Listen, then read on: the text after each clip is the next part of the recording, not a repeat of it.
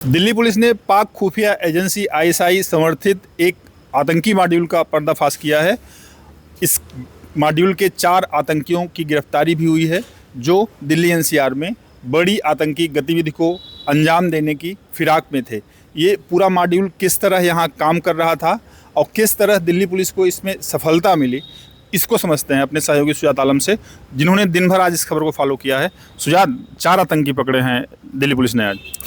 जी देखिए, ऐसा है, दिल्ली पुलिस की स्पेशल सेल को पिछले कुछ दिनों से सूचनाएं मिल रही थी कि पाकिस्तान समर्थित जो आईएसआई खुफिया एजेंसी है इनकी, वहाँ एक उनका शहजाद भट्टी जो है उनका मॉडलर है, बड़ा आतंकी मॉड्यूल चलाता है। शहजाद भट्टी जो है वो दिल्ली एनसीआर में बड़ा हमला करने की फिराक में है। शहजाद भट्टी ये था कहाँ पे? उसकी लोकेशन दिल्ली एनसीआर थी या पाकिस्तान थी? देखिए, ऐसा है, शहजाद भट्टी रहने वाला तो भारत का ही बताया जाता है, लेकिन ये यहाँ पहले भी आतंकवादी घटनाओं में जो है ये इसको गिरफ़्तार किया गया था। यहाँ से ये जब जेल से रिहा होने के बाद ये बांग्लादेश से होता हुआ ये पाकिस्तान फ़िलहाल बताया जाता है कि ये पाकिस्तान में मौजूद है और लगातार जो है ये भारत के ख़िलाफ़ जो है वो साजिश रच रहा है आईएसआई के साथ मिलकर। ये अभी पिछले कुछ दिनों से दिल्ली एनसीआर में जो है वो हमला करने के लिए पूरे प्रयास कर रहा है। अच्छा, एक चीज़ रोकेंगे आपको हम, ये किस तरह से पाकिस्तान में बैठ के यहाँ उस मॉड्यूल को ऑपरेट करना, किस हिसाब से लिंकअप करते हैं अपने साथ, जो इनके जो फ्रंट लाइनर होते हैं जो हमला करते हैं, वो किस हिसाब से लिंकअप होते हैं? क्योंकि पाकिस्तान से बैठा हुआ है, जांचें इतने सारा चल रही हैं, रा भी काम कर रही है, एनआईए भी काम कर रही है, दिल्ली पुलिस अपने लेवल पर काम कर ही रही है। इसके बावजूद भी किस तरह से यहाँ के लोगों को, यहाँ के यूथ को ये अपने साथ लिंक कर लेते हैं, उसमें कैसे ये कामयाब हो जाते हैं? देखिए, मैं आपको मोटे तौर से आपको 2 चीज़ें बताना चाहूँगा। एक, पहले आईएसआई क्या करती थी कि अपने यहाँ ट्रेनिंग कैंप्स में जो है लोगों को बुलाकर, ज़्यादातर उसमें जो है कश्मीर या और पंजाब से लोगों को बुलाकर अपने यहाँ पाकिस्तान में ट्रेनिंग देकर वो बॉर्डर पार करवाती थी। इस तरह के आतंकवादी घटनाओं जो है वो उनको अंजाम दिलवाया जाता था।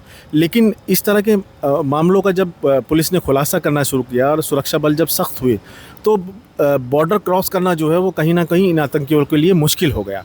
अब आईएसआई ने नया पैतरा अपनाया और उसने क्या किया कि वो भारत के ही नौजवानों को बहला के फुसला कर लालच देकर जो है वो अपने साथ जो है वो अपने नेटवर्क में शामिल कर लेता है और इन्हीं लोगों को जो है वो हथियार भी मुहैया कराया जाता है, पैसा भी मुहैया कराया जाता है और इनको तमाम तरह के लालच दिए जाते हैं, जिसके बाद जो है ये आसानी से तैयार हो जाते हैं।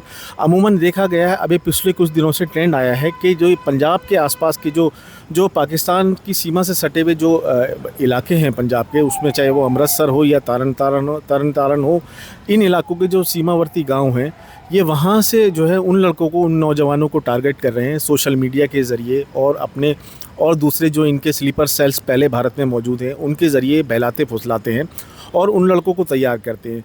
इस मॉडल ये जो चारों गिरफ्तारियां हुई हैं, ये कहाँ के थे? जी, मैं और इनकी उम्र क्या है? ये यूथ हैं या काफ़ी टाइम से हैं इनके साथ, या नए जुड़े फर्स्ट टाइमर हैं? जी, इसमें मैं बताना चाहूँगा, ये जितने भी लड़के, ये 4 लड़के पकड़े गए हैं, ये 3 लड़के इसमें पंजाब के तरन तारण के रहने वाले हैं। इसके अलावा चौथा जो एक लड़का है वो अमृतसर का रहने वाला है, लेकिन उसको गिरफ़्तार दिल्ली से किया गया है।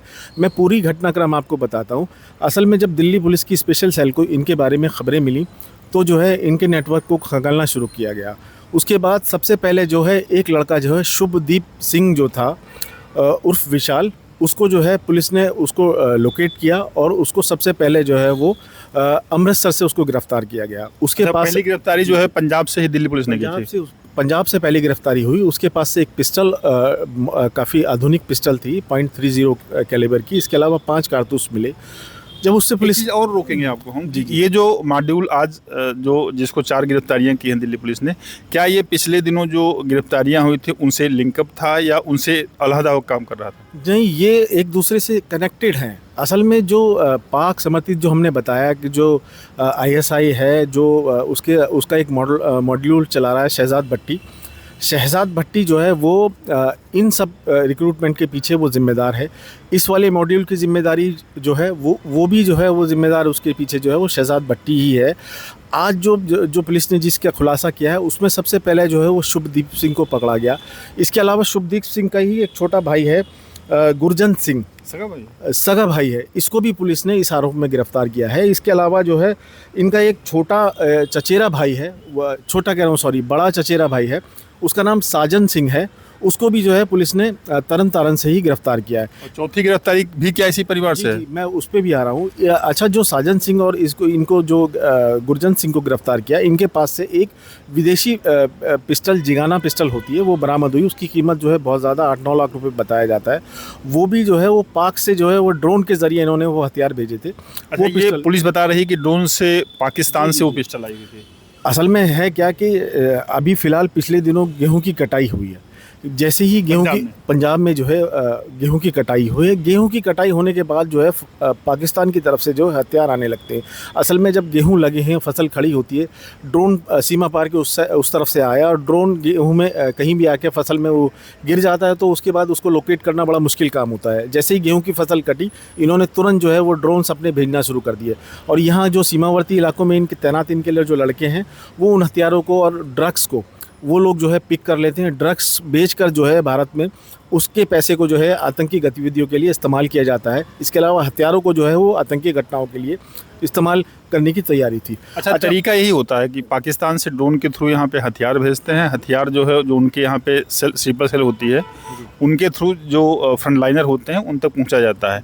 तो आप बता रहे थे 3 गिरफ्तारियाँ हुई। 3 गिरफ्तारियों में 2 जो है सगे भाई हैं, एक चचेरा भाई है। चौथी गिरफ्तारी जो हुई, चौथी गिरफ्तारी जो है वो जब इन तीनों से पुलिस ने पूछताछ की है, तो उन्होंने पता ये चला कि इनका एक साथी जो है जिसका नाम जो है वो गगनप्रीत है। गगनप्रीत जो है वो दिल्ली में मौजूद है और उसकी जिम्मेदारी जो है वो दिल्ली के धार्मिक स्थल, दिल्ली एनसीआर के तमाम जो धार्मिक स्थल हैं उसकी रैकी करने की, इसके अलावा पुलिस के भवन और पुलिस थानों की जो है पिकेट्स हैं उनकी रैकी करके उनकी वीडियोस बना के जो है वो पाकिस्तान भेजने की जिम्मेदारी थी। पुलिस ने जब गगनप्रीत को गिरफ्तार किया और उसके पास से जो मोबाइल मिला, मोबाइल में इस तरह के वीडियोस जो है पुलिस को प्राप्त हुए हैं। इससे पहले भी लगातार वो रैकी करके वीडियोज़ भेजता रहा है, लेकिन वो डिलीट कर रहा है। लगातार वो बना के भेजता है और उसके बाद डिलीट कर देता है। पुलिस ने इसका मोबाइल बरामद किया है और इस मोबाइल को जो है एफएसएल जांच के लिए जो है वो भेजा है, ताकि जो इन लोगों ने डाटा डिलीट कर दिया जी, उसको रिकवर किसी भी तरीके से किया जा सके। क्या कुछ टारगेट तय किया था? पुलिस को बताया है कि कौन कौन से टारगेट हो सकते थे जिन पे इनको वारदात को अंजाम देना था? जो पाकिस्तान में बैठा हुआ भट्टी है वो इनको डायरेक्ट कर रहा था?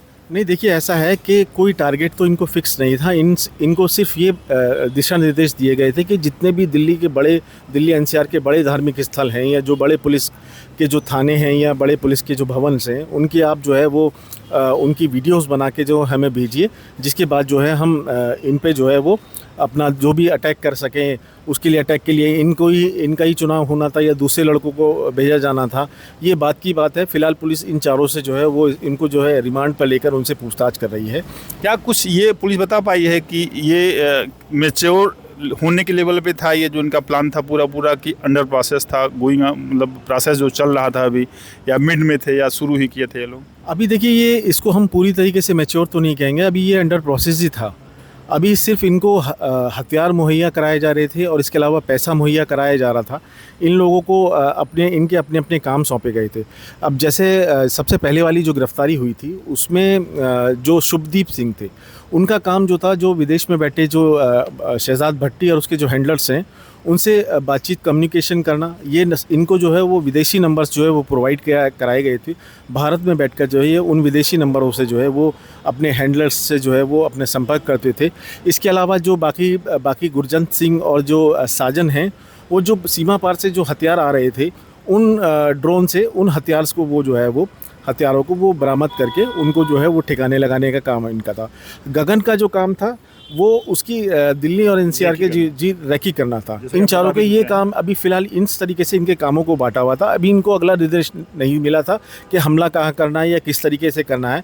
इस तरीके से हम इस लेवल पे हम कह सकते हैं कि ये अभी पूरा मामला जो है अंडर प्रोसेस भी था। अभी पूरी तरीके से इनको हमला करने की पूरी तरीके से निर्देश नहीं थे। क्या पुलिस को लगता है क्या कि अभी इस मॉड्यूल से जुड़े हुए कुछ और आतंकी हो सकते हैं जो गिरफ्त में नहीं आए हैं? जी बिल्कुल, ये है। चूँकि कई पुलिस ने अभी नाम तो साझा नहीं किए, लेकिन पुलिस अधिकारी को साफ तौर पे कहना है कि इस मॉड्यूल से जुड़े हुए और भी कुछ लोग जो हैं वो अभी पुलिस की निगाह में हैं और पुलिस उनकी गिरफ्तारी के लिए जो है वो छापेमारी कर रही है। अच्छा, एक चीज़ और मैं बता दूं, पिछले कुछ दिनों में जो है इस मॉड्यूल, जो शहजाद भट्टी मॉड्यूल है, दिल्ली और पंजाब से अब तक जो है इस मामले में 55 से 60 गिरफ्तारियां हो चुकी हैं। सभी गिरफ्तारियां जो है वो एक ही सिंगल मॉड्यूल जो है वो शहजाद भट्टी वाले मॉड्यूल है और जो उसके हैंडलर्स हैं उससे लिंकअप है सारा।